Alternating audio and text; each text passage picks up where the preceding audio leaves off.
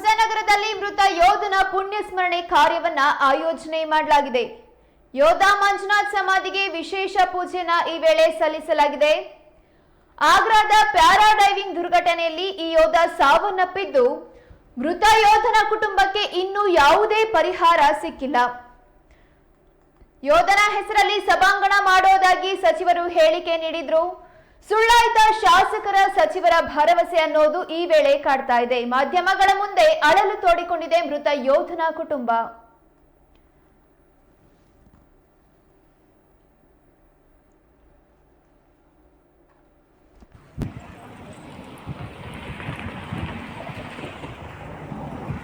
ಇರಿ ಎಲ್ಲ ಒಟ್ಟೆ ಬನ್ನಿ ಅಣ್ಣ, ಆಯ್ತಾ? ಬರ್ತೀರಾ? ದೂರದ ಆಗ್ರಾದಲ್ಲಿ ಭಾರತದ ವಾಯುಪಡೆಯಲ್ಲಿ ಜೂನಿಯರ್ ವಾರಂಟ್ ಅಧಿಕಾರಿಯಾಗಿ ಕರ್ತವ್ಯ ನಿರ್ವಹಿಸುತ್ತಿದ್ದ ವೇಳೆ ಪ್ಯಾರಾಗ್ಲೈಡಿಂಗ್ ದುರ್ಘಟನೆ ಸಂಭವಿಸಿ ಸ್ಥಳದಲ್ಲೇ ಸಾವನ್ನಪ್ಪಿದ ವೀರ ಯೋಧ ಮಂಜುನಾಥ್ ಅವರ ಮೊದಲ ವರ್ಷದ ಪುಣ್ಯ ಸ್ಮರಣೆ ಕಾರ್ಯಕ್ರಮ ನೆರವೇರಿಸಲಾಯಿತು. ಶಿವಮೊಗ್ಗ ಜಿಲ್ಲೆಯ ಹೊಸನಗರ ತಾಲೂಕಿನ ಜೇನಿ ಗೊರಗದೆ ಗ್ರಾಮದಲ್ಲಿ ವೀರ ಯೋಧನ ಸ್ಮಾರಕ ಸಮಾಧಿಗೆ ವಿಶೇಷ ಪೂಜೆ ಸಲ್ಲಿಸುವ ಮೂಲಕ ಮೃತ ಸೇನಾನಿಗೆ ನಮನ ಸಲ್ಲಿಸಿದ್ರು. ದೇಶ ಸೇವೆಗಾಗಿ ಮಡಿದ ವೀರ ಸೇನಾನಿ ಮಂಜುನಾಥ್ ಅವರ ಸವಿ ನೆನಪಿಗಾಗಿ ಕುಟುಂಬದ ಸದಸ್ಯರೆಲ್ಲ ಒಗ್ಗೂಡಿ 10 ಲಕ್ಷಕ್ಕೂ ಹೆಚ್ಚು ಹಣ ವಿನಿಯೋಗಿಸಿ ಮೃತ ಯೋಧನ ಮನೆಯ ಮುಂಭಾಗದ ಆವರಣದಲ್ಲಿ ಆಕರ್ಷಕ ಸ್ಮಾರಕ ನಿರ್ಮಿಸಿದ್ದಾರೆ. ಆದರೆ ಮೃತ ಯೋಧನ ಕುಟುಂಬಕ್ಕೆ ಸರ್ಕಾರದ ಪರಿಹಾರ ಇನ್ನೂ ಮರೀಚಿಕೆಯಾಗಿದೆ. ಸೇನೆಯಲ್ಲಿ ಕರ್ತವ್ಯ ನಿರತ ವೇಳೆ ದುರಂತ ಅಂತ್ಯ ಕಂಡಾಗ ಮೃತನ ಕುಟುಂಬಕ್ಕೆ ಸೂಕ್ತ ಪರಿಹಾರ ನೀಡೋದು ಸಾಮಾನ್ಯ.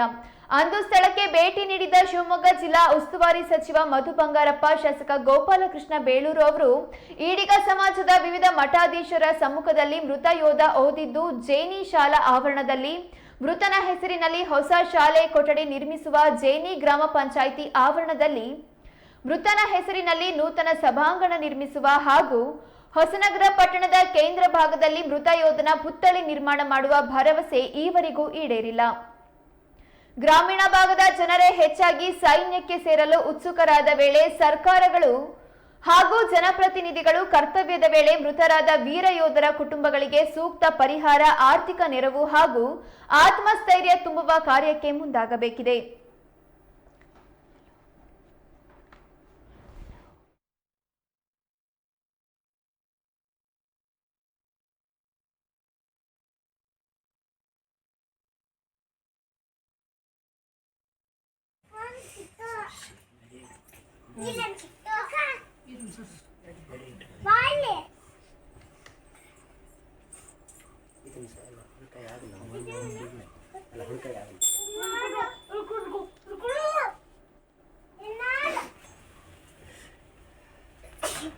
ಇರೋದ್ರಿಂದ ಇದು ರಾಜ್ಯ ಮಟ್ಟದಲ್ಲೂ ಕೂಡ ಸುದ್ದಿಯಾಗಿತ್ತು. ಎಲ್ಲ ಜನಪ್ರತಿಗಳಾದ MLA MP ಇರ್ಬೋದು, ಇಲ್ಲಿ ಲೀಡರ್ಸ್ ಇರ್ಬೋದು, ಪೊಲಿಟಿಕಲ್ ಇವರು ಎಲ್ಲರೂ ಬಂದಿದ್ದರು. ಅವರು ಮುಂದೆ ನಿಂತು ಇದು ಕಾರ್ಯಕ್ರಮ ಮಾಡಿಕೊಟ್ಟಿದ್ರು. ತುಂಬ ಖುಷಿಯಾಗಿತ್ತು ಅದಕ್ಕೆ.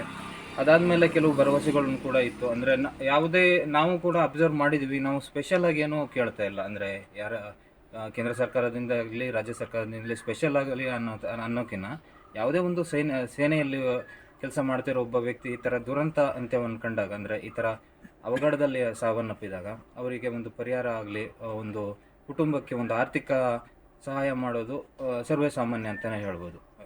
ಇದನ್ನು ನಾವು ಕೂಡ ಬಯಸಿದ್ವಿ ಅನ್ನೋಕ್ಕಿಂತ ಇದು ಸಿಗಬೇಕು ಖಂಡಿತ.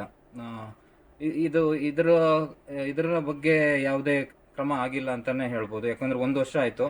ಈಗ ನೀವು ನೋಡ್ತಿರ್ಬೋದು, ಇಲ್ಲಿ ಅವನ ಒಂದು ಸ್ಮಾರಕ ಮನೆ ಹತ್ರನೇ ನಾವೇ ನಮ್ಮದೇ ಅಂದರೆ ನಾವು ಕೂಡ ಮಿಡ್ಲ್ ಕ್ಲಾಸ್ ಫ್ಯಾಮಿಲಿಯವರು. ನಮ್ಮ ಅಣ್ಣನೇ ಒಂದು ಫಿನಾನ್ಷಿಯಲಿ ಬ್ಯಾಕ್ ಬೋನ್ ಆಗಿದ್ದ.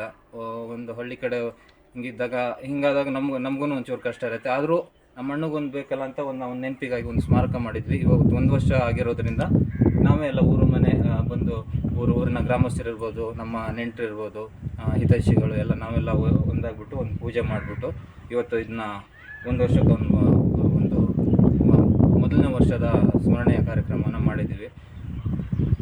ಮತ್ತು ಇವಾಗ ನಾವು ನಾಯಕರಲ್ಲಿ ಸಾಂತ್ವನದ ಜೊತೆಗೆ ಒಂದು ಧೈರ್ಯನ ಕೂಡ ಕೊಟ್ಟಿದ್ರು. ಅಂದರೆ ನಮಗೆ ಈ ಥರದ ಕುಟುಂಬಗಳಿಗೆ ಒಂದು ಆರ್ಥಿಕ ಸಹಕಾರ ಸಿಗುತ್ತೆ ಇಂಥ ಅವಘಡ ಆದಾಗ. ಅಂದ್ರೆ ನಿಜವಾಗ್ಲು ಅದಕ್ಕಿಂತ ಹೆಚ್ಚು ಬೇರೆ ಏನೂ ಇಲ್ಲ. ನಮಗೊಂಚೂರು ಧೈರ್ಯ ಸಿಕ್ಕಿತ್ತು. ಆದರೆ ಇದ್ರ ಬಗ್ಗೆ ಯಾವುದೇ ಸೂಕ್ತ ಕ್ರಮಗಳಾಗಲಿ ಅವ್ರು ಕೊಟ್ಟಿರೋ ಆಶ್ವಾಸನೆಗಳು ಇದುವರೆಗೂ ಈಡೇರಿರೋದಿಲ್ಲ. ನಮ್ಮ ಸ್ವಂತ ಇದನ್ನಲ್ಲಿ ಮಾಡಿಬಿಟ್ಟು ನಾವು ಕೇಳ್ಕೊಳ್ಳೋದು ಒಂದು ಮನವಿ ಒಂದೇ, ನಾವು ಒಂದು ಅವತ್ತೇನು ಆಶ್ವಾಸನೆ ನೀಡಿದ್ರು ಆ ಆಶ್ವಾಸನೆನ ಮತ್ತೊಂದು ಸರಿ ನೆನಪು ಮಾಡಿಕೊಂಡು ಅದನ್ನ ಜಾರಿಗೆ ತರಬೇಕು. ಮತ್ತು ನಮ್ಮ ಕುಟುಂಬಕ್ಕಾಗಲಿ ನಮಗೆ ಅಂತಲ್ಲ, ಈ ಥರದ ಯಾರಿಗೆ ಆದ್ರೂ ಒಂದು ನೆರವಾಗಿರ್ಬೇಕು ಸರ್ಕಾರ. ಅದು ಆರ್ಥಿಕವಾಗಿರ್ಬೋದು, ಯಾವ ಥರ ಆಗಿರೋದು ಅದು ಅವ್ರಿಗೆ ಬಿಟ್ಟಿದ್ದು.